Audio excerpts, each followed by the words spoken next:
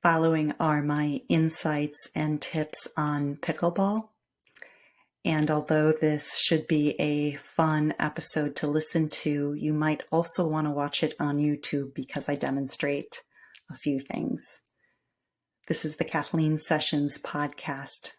To support this show, please subscribe on YouTube and on your favorite podcast app, and visit the sponsors in the show description. Thank you. I'm new to pickleball, and like so many people, I really dig it. And I wanted to take a stab at answering the question of why. Why are so many people smitten with this sport? And what does the popularity of pickleball say?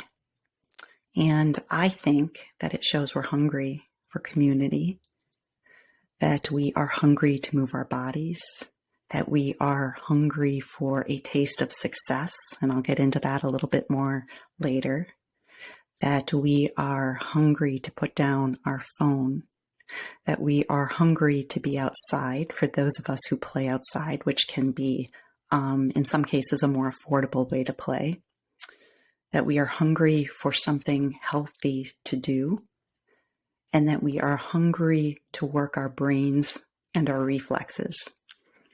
So, in no particular order, I'm going to go through some random tips from a newbie, from a brand new person. I shouldn't say brand new. I've been playing a few months now, but I wanted to record this episode now while it's still new to me, so that hopefully some of what I say might connect with those of you who are on the fence about trying pickleball, or for those of you who are brand new.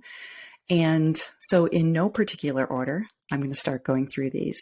And the first tip that I would give, I'm saying this not only as someone who is tiptoeing through the decades, but I'm also saying it as a former certified personal fitness trainer and someone who has had lots of friends in a variety of capacities, not just with pickleball, get injured during doing things.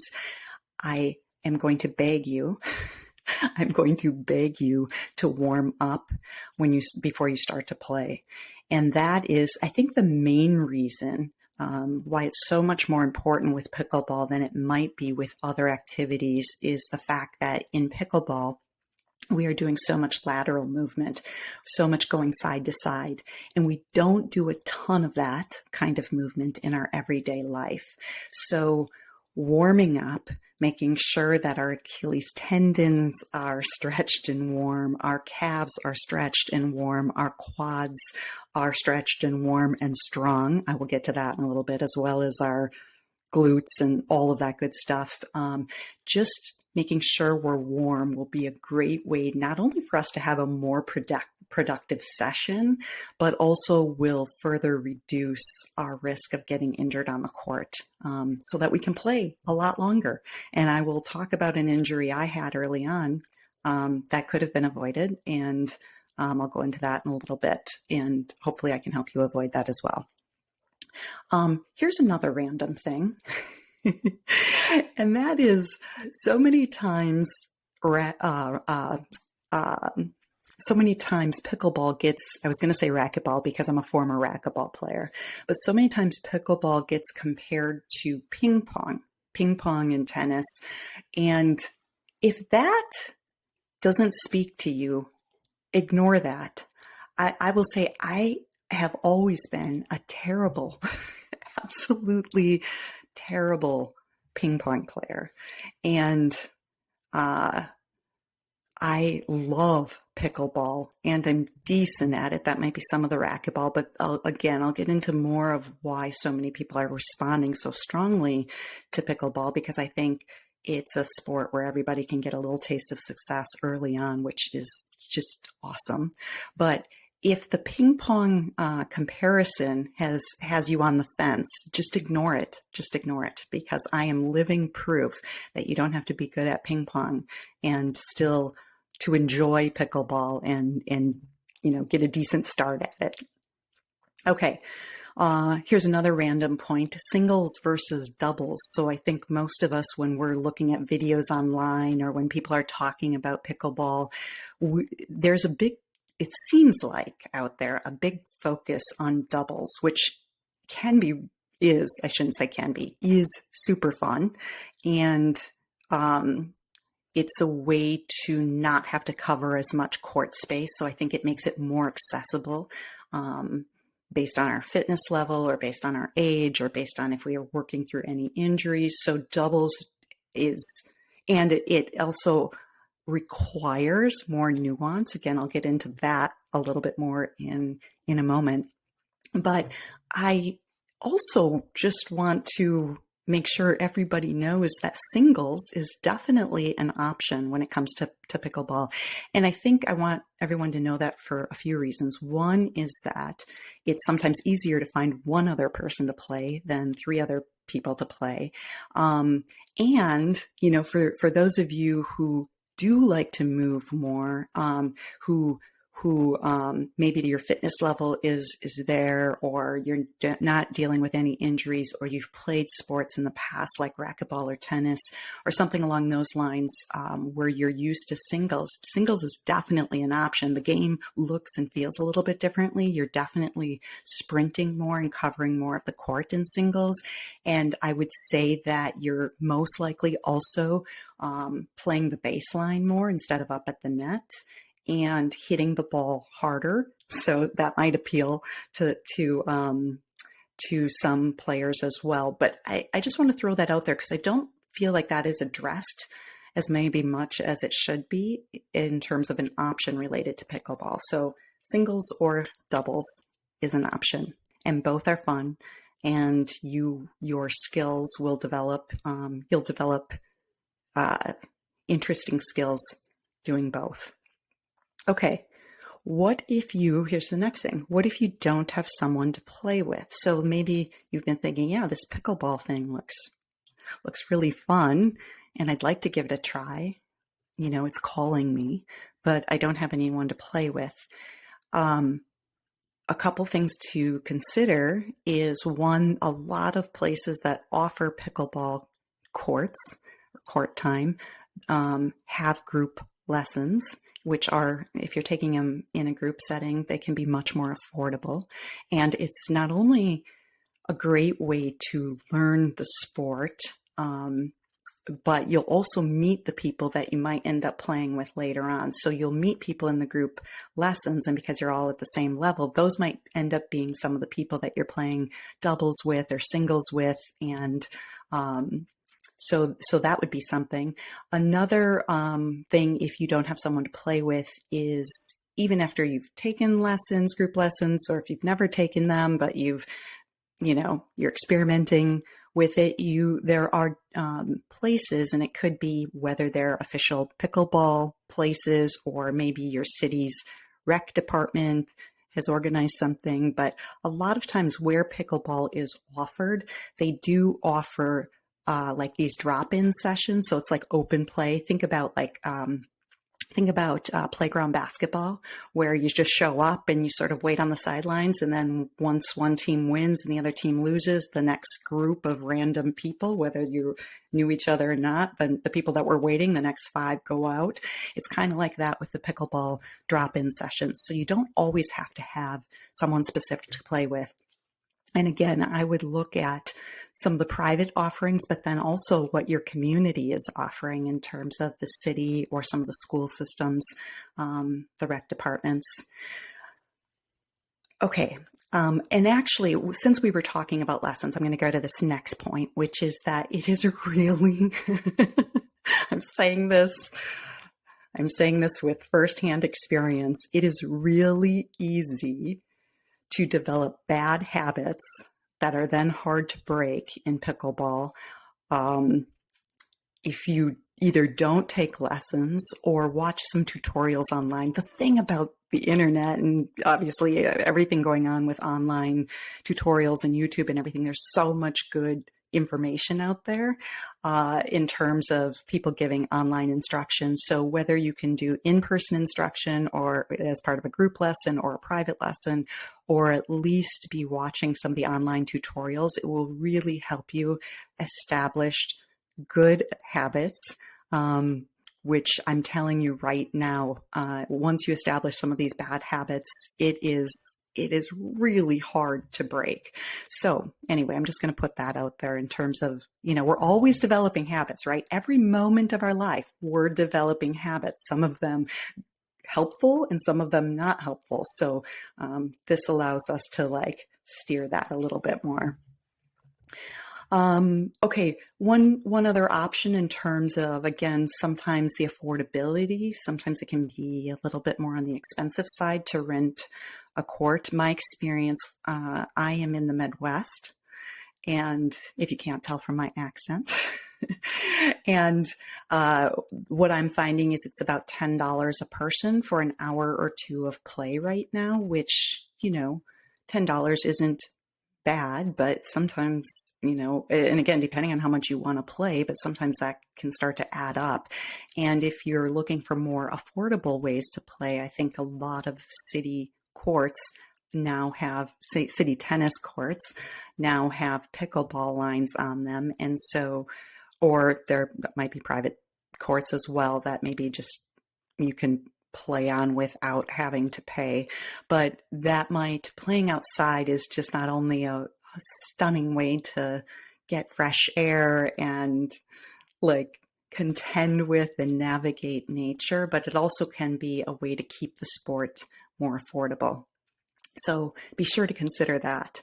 And for those of you who live in a colder and icier environment, again, here I am in the Midwest, I know some people who played early spring into late fall and only got off those outside courts once it was absolutely snowy and icy. But then having an indoor option is really nice. Okay, I'm going to go into now just a few things. Again, I'm still under my random tips area, but both the fitness trainer in me and the pickleball player and the person who is moving through the decades just wants to shout out a few things that we could potentially do to keep ourselves out of injury. So one thing is, I mentioned that pickleball has so much lateral movement. I think it is the lateral movement plus the fact that after 40, we can get into a little bit more, we can have a few more problems with Achilles tendons and not being stretched out or warmed up and that sort of thing. But one of the things we can do, a very simple way that you can start to prepare your body, and not just prepare it for the first time you play, but then ongoing as you're playing over the years to keep your lower body. One thing you can do to keep your lower body stronger in terms of some of that lateral movement is just grab one of these little, you can see these loopy bands. I think you can get them at, Target or wherever you get this sort of thing. I think most stores, big box stores have them. Maybe you have a local store where you could get something like this, and they're just these stretchy tubes. And if you just take that and step into it, and so that it's around your ankles, and then sidestep, keep your feet wide even when you sidestep. So take a step, keep the tension on, and don't step all your next foot all the way to the first foot. Keep them wide, and that'll keep some tension on your quads and your glutes, your glute medius, and it'll help you start to build some strength in those areas that will help support some of that side to side movement. I'm not going to go too deep into this because I'm sure there's got to be, and I'll try and find some to link to. There's got to be some great stuff online from some wonderful trainers that maybe have a whole program available in terms of how to keep your lower body super strong. That'll help support your knees, right?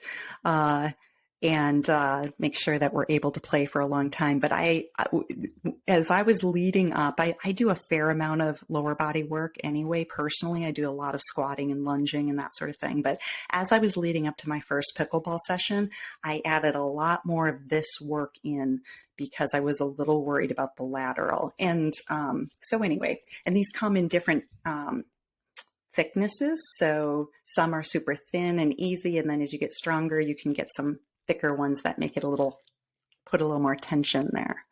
Okay. That's just a random point. And obviously, talk to your doctor, if you've got a personal trainer, if you go to a gym, get clearance from your doctor if you're having any issues. I'm not here to give any sort of medical advice or anything along those lines, but this is just an easy way to get the ball rolling. Okay. Okay. Now I'm going to go into wrist and shoulder because this is the injury I had. So, what I would say is that tennis elbow, or people getting tennis elbow or feeling some wrist pain, can sometimes be part of the equation or part of what happens. And I'd say pretty early in, I started to experience some. And I found for me, so I'm not going to extensively cover wrist and elbow and shoulder issues, but it sidelined me for about a month or 6 weeks. And for me, what ended up happening, I thought, this is my paddle, which I love, but what was causing the problem was the size of the grip. And without making this too complicated, I found that the size of the grip of the handle did not allow me to have like a firm handle on the paddle. And that led to the paddle like wavering a little bit, which that vibration went into my wrist, into my elbow, and caused inflammation and set me out a bit. So one of the things I did, and again, you should maybe talk to your doctor or a PT or something along those lines. But a simple fix for me is I took some medical tape. You can see how my handle is nice and white and the whole paddle's kind of pretty, right? And then I just took this ugly tan medical tape, because this is what I had, and I beefed up the top area so that when I wrap my pinky and my thumb around, I can hold that better. Before it was way narrower and I was getting overlap. And that was, again, making this subtle, but it was a subtle vibration that caused a big problem for me. So I just beefed it up by wrapping some tape around. And you're going to want to resist. I know, like your paddle, if you buy a paddle, you're going to love it. And you're not going to feel like you want to mess it up by putting some ugly tape on it. But I'm telling you, this was a massive improvement for me, it really, really helped me to beef up that part of the grip so that it's thicker. You can see that. I hope you can see that. So that's thicker at the top, which then again allowed me to have a stronger grip. Now, one other thing that I still might consider, although since I've made this change at the top, I've had zero elbow or wrist issues, is one other thing I could do is I could untape the original tape on here, and I could shave down the part where I could just shave it down, right? Which is using a little whittling knife or something, the lower part where my pinky wraps around, so that my pinky wrapped around more. And that would again allow me to have a better hold on the racket. And if you think this sounds complicated, trust me, it's not, especially the tape part. Just beef up if you've got if that grip is feeling at all weird, or you're starting to get any wrist or elbow issues, just wrap tape around the top and see if that makes a difference. I'm going to leave it at that because I don't want to, maybe we'll have someone on a future episode that can go into these micro changes to your racket. But the grip, the size of the grip, it's way more important than we ever think about. And as a former racquetball player, and I know a lot of tennis players have dealt with this, grip is really, really important. And so when that issue happened and I had the wrist and the elbow, it was such a bummer because I was I was on fire for pickleball and having so much fun and feeling like I was on a roll. And then I had to step away. And that's what I would recommend too. If you start to have wrist or elbow issues, rather than pushing through it, don't push through it. Take a step back. Don't play for a while. Ice it. Try to get your inflammation down. Maybe eat less sugar. Sugar causes a lot of inflammation. Make sure you're getting good sleep at night.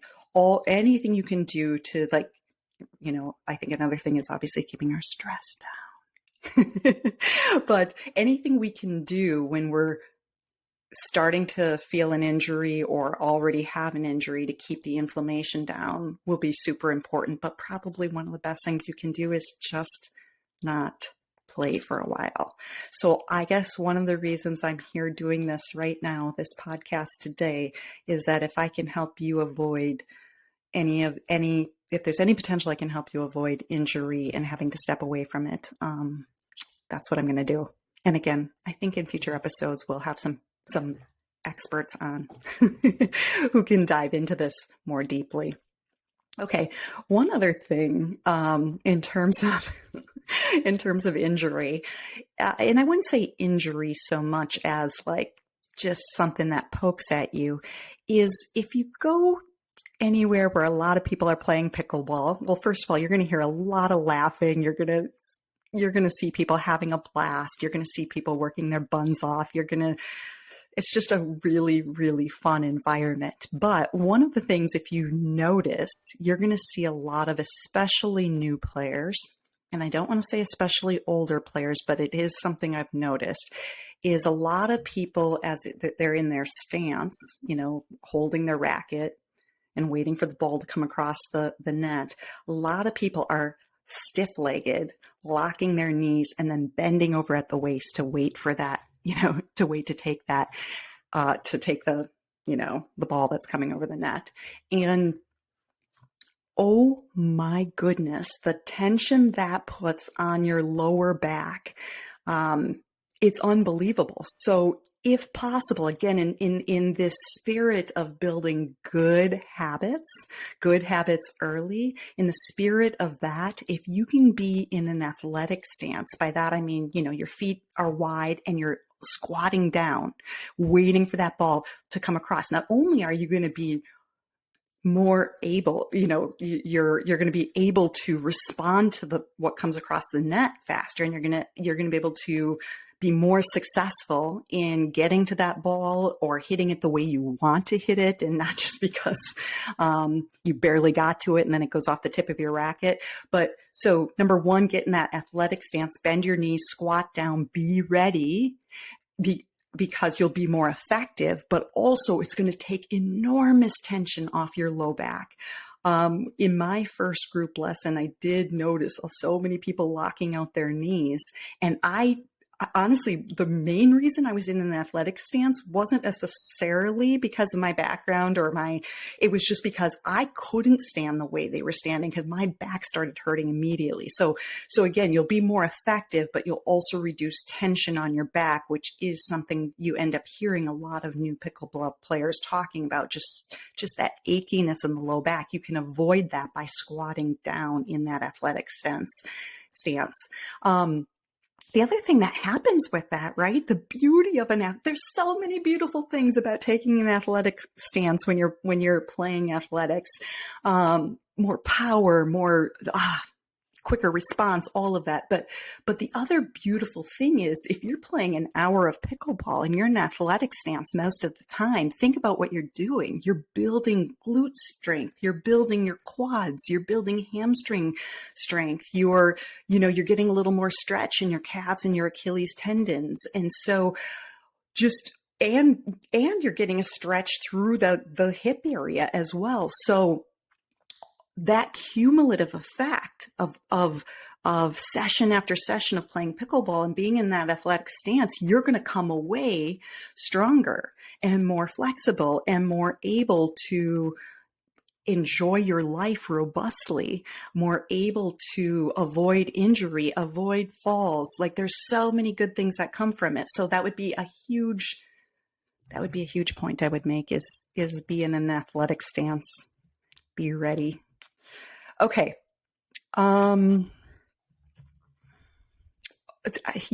Earlier we were talking about how if you take lessons or do tutorials online and do some reading ahead of time, that will help you avoid establishing some bad habits early on. And I'll just say that one of my bad habits, and now it's there, and now I'm having to work to unreel it, is that partly because I was a racquetball player, I love to hit the ball hard. Like, with racquetball, I mean, yes, there was some nuance, and yes, you'd have some touch shots and some ceiling shots but a lot of times you were going for the kill in racquetball. And I think a lot of tennis players have this too, although unless you were a touch player around the net or something, or really good at some of the spin stuff. But one of my bad habit is that I hit the ball. Like, I always just want to hit the ball really hard. I just want to kill it. I just want to I want to smash it over the net. And number one, it doesn't make for a very nuanced game. There's so much. I think one of the fun things about pickleball is there's so much opportunity for touch and for nuance and for, hit the ball hard, but then hit it really soft and surprise them there. I mean, and I think all that nuance is actually what keeps our brains more active in the game, and creates a greater sophistication with our mind and body connection. So yeah, I am now having to work to undo this because it's like an adrenaline rush, right? I hit the ball hard and get a rush, and then I'd want to hit it hard again. And I think the other disadvantage of just going out and hitting it hard all the time, despite, that rush to do so in that moment. But I lost my train of thought. But the thing that I was going to say about hitting the ball hard is that because I'm always trying to just whack the heck out of the ball, I am much more likely to hit the ball in the net or to hit it out. And pickleball is a lot more fun when the ball can be in play, right? And it's more fun when you win too. And I have found that the longer, the more that I'm just constantly trying to hit the ball hard, the worse I'm doing over time. That, yeah, sometimes I get, sometimes I can hit the ball really, I can slam it, and maybe win the point. But for the most part, I'm not progressing the way that I could if I had more tools in my toolkit. So I'm just using myself and that habit as an example as to one reason why you really want to think about those habits you're establishing early on. Okay. So the final thing that I'm going to discuss is something a little more philosophical. Which is funny, philosophical or philosophy and pickleball. but something's been poking me, or in a good way, and kind of weighing on me and getting me to think more about this is, I think, again, one of the reasons why so many people are enjoying pickleball is because it gives you, for so many people, it gives you, it's so accessible that it gives you a little taste of success early on. And that then inspires us and motivates us and makes us want to go play again and maybe get a little more success. And it's accessible, and you can progress, and it keeps you coming back. It keeps you engaged. And the more that I've witnessed that personally and among my friends, and just as I'm watching new people, come into the sport at the place that I play, I just wonder if maybe there is something the educational system can take away from this popularity of pickleball.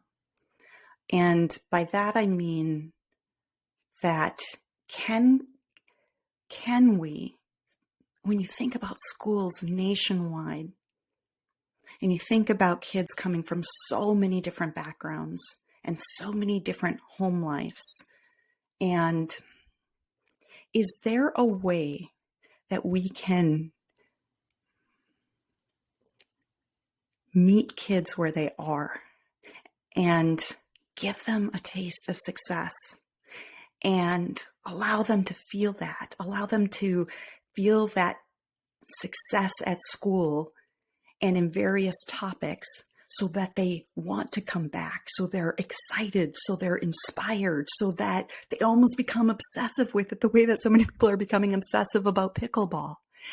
And I'm not talking about participation trophies or just getting a good grade for showing up or anything along those lines, but I think we have to absolutely figure out a way. I think we all recognize that kids come into kindergarten and first grade and second grade and wherever they're coming from at whatever grade, that kids are coming in at different levels with, again, different things going on at home and different scenarios. And if we can find a way to take any given subject and let them taste success instead of it feeling over their head immediately, and then they get sort of, routed into the kids who aren't so good at math or aren't so good at science or aren't so good at reading. And they then have this perpetual feeling that they're less than. And then we wonder why, that in some places and in some cities, the graduation rates are atrocious, or why kids fall through the cracks, or why they don't want to go to school. And again, I want to make sure I'm making the distinction here. This is not about giving easy A's or dumbing things down or participation trophies. This is about the dawning realization that how important it is to meet kids where they are at and what is possible if we do. And I oddly enough, I just see this pickleball sensation, this pickleball rage that's going on. I mean, rage in a good way, positive way, as an indication of what might be possible with kids, which I know the solution isn't easy. It would require probably smaller classrooms and more teachers. That would be a good investment. Smaller classrooms and more teachers, adequately compensated teachers. Anyway, okay, sorry. I didn't mean to veer that so heavily, but that is the thing that kind of sits with me as I'm experiencing this. Thank you for listening or watching. To support this podcast, please subscribe to our YouTube channel. And in fact, that is I'm going to moving forward, make that the most consistent place that I'm checking for, questions or comments or guest suggestions or topic suggestions. Yes, I will try to answer on the different social media, the different social media aspects that the Kathleen Sessions participates in. But I think for consistency purposes, YouTube, I will check it and answer very consistently there. So to support this podcast, please subscribe to our YouTube channel and subscribe on your favorite podcast app, and visit the sponsors that are in the show description. Have a beautiful day, everyone.